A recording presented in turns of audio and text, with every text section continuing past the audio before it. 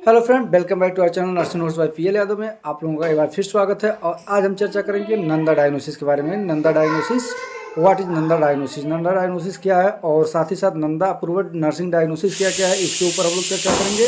उसके साथ ही नंदा डायग्नोसिस के थ्रू जो है क्या प्लानिंग हम कर सकते हैं, क्या प्लानिंग है, टाइप्स ऑफ प्लानिंग, ये सब हम लोग आज इस टॉपिक में देखेंगे। सबसे फर्स्ट हम देखते हैं, हम क्या देखेंगे, what is NANDA diagnosis. NANDA diagnosis क्या है, इसका डेफिनेशन देखेंगे।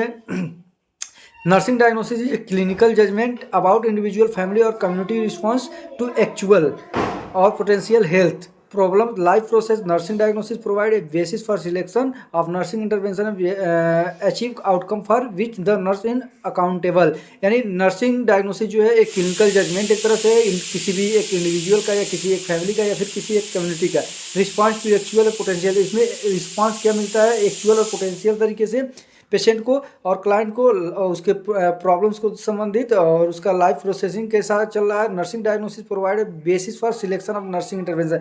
इसमें बेसिस तरीके से नर्सिंग सिलेक्शन का जो नर्सिंग इंटरवेंशन है उसके थ्रू अचीवमेंट आउटकम निकल के क्या आता है नर्सिंग अकाउंटेबल में।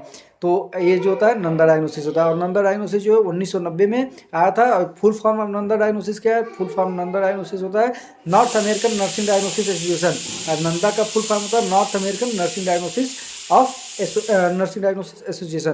तो नेक्स्ट हम देखेंगे, नेक्स्ट हम देखेंगे Nanda approved nursing diagnosis. Nanda approved nursing diagnosis हम क्या देखेंगे, इसमें फर्स्ट हम लोग देखेंगे एक्टिविटी इंटॉलरेंस। एक्टिविटी इंटॉलरेंस में क्या होता है कि गतिविधि असहिष्णुता जो होती है वो होता है एक्टिविटी इंटॉलरेंस, यानी गतिविधि असहिष्णुता। नेक्स्ट है alter nutrition less than body requirement, यानी न्यूट्रिशन का जो शारीरिक आवश्यकता से कम परिवर्तित पोषण जो मिलता है वो alter nutrition less than body requirement. और alter nutrition more than body requirement, यानी कि शारीरिक की आवश्यकता से अधिक न्यूट्रिशन जो हम लेते हैं उसके संबंधित में होता है। फोर्थ वन होता है अल्टर ओरल म्यूकस मेम्ब्रेन, यानी मौखिक श्लेष्मण जो होता है उसमें अधिक परिवर्तित हो जाता है, इसलिए अल्टर म्यूकस मेम्ब्रेन होता है। Alter pattern of urinary element होता है, यानी यूरिन पैटर्न में जो होता है अनियमितताएं जो आ जाती हैं, मतलब नियमित पैटर्न से जो यूरिन नहीं आता है उसके संबंधित। नेक्स्ट होता है अपना अल्टर थॉट प्रोसेस, यानी अल्टर थॉट प्रोसेस में परिवर्तित विचार प्रक्रिया जो होता है इसका होता है। और नेक्स्ट अपना क्या है anxiety hygiene watching self care deficit, यानी चिंता स्वच्छ स्नान व स्व देखभाल होता है इसका anxiety hygiene bathing self care deficit में। तो नेक्स्ट हम देखेंगे, नेक्स्ट है अपना बॉडी इमेज डिस्टर्बेंस, यानी बॉडी की बनावट जो होती है, शरीर का बनावट जो उसमें डिस्टर्बेंस दिखता है। Chronic pain, constant diarrhoea, fatigue, fear, fluid volume deficit, यानी क्रोनिक किसी प्रकार का क्रोनिक दर्द है, कॉन्स्टिपेशन है, डायरिया है, फटीग है, या फिर फ्लूइड वॉल्यूम डिफिशिएट है, यानी फ्लूइड वॉल्यूम जो है बढ़ के आ रहा है उसको देखा जाएगा। फिर 10 नंबर पे क्या अपना high risk of activity intolerance, यानी इसमें क्या है कि गतिविधि जो होता है अति सहिष्णु उच्च जोखिम होता है। और नेक्स्ट होता है इसमें हाई रिस्क फॉर इन्फेक्शन, इसमें हाई रिस्क होता है इन्फेक्शन का, हाइपोथर्मिया एंड हाइपरथर्मिया, यानी इसमें हाइपोथर्मिया और हाइपरथर्मिया बड़ा होता है। हाई रिस्क फॉर ट्रामा, यानी हाई रिस्क फॉर ट्रामा होता है, आघात का उच्च जोखिम इसमें बना रहता है। और नेक्स्ट इसमें होता है इम्पेयर्ड गैस एक्सचेंज, यानी बिगड़ा हुआ गैस का पैटर्न जो होता है इसमें होता है। नेक्स्ट हम क्या देखेंगे इसमें, नेक्स्ट हम अपना देखेंगे, तो नेक्स्ट हम क्या देखेंगे इम्पेयर्ड फिजिकल मोबिलिटी, यानी जो है कि शारीरिक गतिशीलता में जो कमी आती है वो इम्पेयर्ड फिजिकल मोबिलिटी होती है। नेक्स्ट अपना क्या 16 नंबर पे देखेंगे इम्पेयर्ड स्लोइंग, यानी निगलने में दिक्कत जो होता है उसके संबंधित। इनइफेक्टिव ब्रीथिंग पैटर्न, यानी भावात्मक श्वास पैटर्न जो होता है उसके संबंधित होता है। और नेक्स्ट अपना क्या होता है कि इनइफेक्टिव एयरवे क्लियरनेस, यानी अश्वासी वायुमार्ग निकासी होता है। और नेक्स्ट आप 19 नंबर पे होता है नॉलेज डिफिशियंसी स्पेसिफिक कंडीशन, यानी इसका मतलब होता है कि ज्ञान की कमी से विशिष्ट जो स्थिति होती है उससे संबंधित होता है। Next of sleep pattern disturbance, यानी सोने के पैटर्न में जो डिस्टर्बेंस आता है उससे संबंधित है। तो नेक्स्ट हम देखेंगे इसमें क्या, नेक्स्ट अपना होगा इसमें प्लानिंग। तो प्लानिंग क्या है, there are 6 component of planning. Planning का 6 कंपोनेंट होता है। फर्स्ट वन होता है सेटिंग प्रियोरिटीज, और सेकंड होता है इसमें establishing client goal and outcome criteria. Third number पे होता है प्लानिंग नर्सिंग स्ट्रेटजीज, और 4 नंबर पे होता है राइट एंड नर्सिंग ऑर्डर, और 5 नंबर पे होता है कंसल्टिंग, और 6 नंबर पे होता है right and the nursing care plan.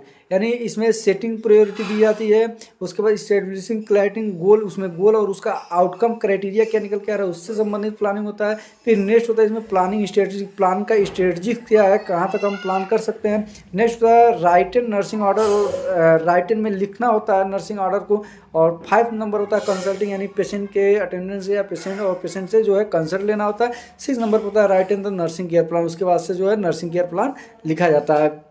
तो नेक्स्ट हम क्या देखेंगे, types of nursing, types of planning. तो टाइप्स ऑफ प्लानिंग में हम लोग क्या देखेंगे, types of planning there are 3 types of planning होता है, जिसमें इनिशियल प्लानिंग होता है, ऑनगोइंग प्लानिंग होता है, डिस्चार्ज प्लानिंग होता है। ये 3 टाइप के प्लानिंग होता है। यानी इनिशियल प्लान हम क्या कर सकते हैं, ऑनगोइंग प्लानिंग होता है मतलब पेशेंट को कहीं रेफर करना है, और डिस्चार्ज प्लानिंग मतलब पेशेंट को छुट्टी करना है, उससे संबंधित डिस्चार्ज प्लानिंग होता है। तो ये होता है प्लानिंग। और इसके बाद हम क्या देखेंगे, guidelines, guideline for writing goal and outcome criteria. इसका हम गाइडलाइन देखेंगे राइटिंग गोल्स और उसका आउटकम क्राइटेरिया के बारे में। इसमें क्या कहता है, formulating goals and outcome criteria in term of client behaviour with goals and outcome criteria with the client. इसमें जो होता है फॉर्मुलिंग गोल्स होता है आउटकम क्राइटेरिया को लेकर के in the term of client behaviour, client से बिहेवियर से संबंधित which goal and outcome criteria with the client.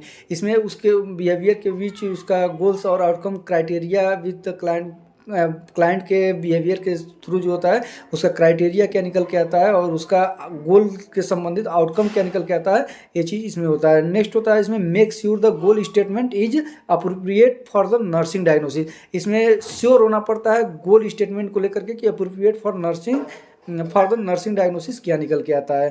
तो ये रहा। और नेक्स्ट हम इसमें क्या देखेंगे, नेक्स्ट इसमें नहीं देखेंगे, नेक्स्ट अब देखेंगे हम लोग लास्ट क्लास में। लास्ट क्लास में हम लोग क्या देखेंगे, इसमें लास्ट क्लास हम लोग देखेंगे इस्टेब्लिशिंग गोल एक्सपेक्टेड आउटकम्स क्या निकल के आता है, और उसके साथ ही साथ जो है component of goals outcome, verbal condition of modification, ये सब देखेंगे। तो आज के इस टॉपिक में फिलहाल इतना ही, मिलते हैं कल फिर एक नए टॉपिक के साथ। तब तक के लिए जय हिंद, जय भारत। और nursing notes by P L Yadav channel को सब्सक्राइब करना ना भूलें, और चैनल पे अगर आप नए हैं तो चैनल को लाइक, शेयर और सब्सक्राइब जरूर करें। बेल आइकन दबाना ना भूलें, क्योंकि जो भी नर्सिंग से संबंधित नोट्स हम अपलोड करेंगे या फिर बीएससी नर्सिंग से संबंधित इन्फॉर्मेशन जो भी होगा उसको जब हम शेयर करेंगे तो उसका नोटिफिकेशन आपके पास सबसे पहले पहुँचे। इस वजह से बेल आइकन दबाना ना भूलें। धन्यवाद।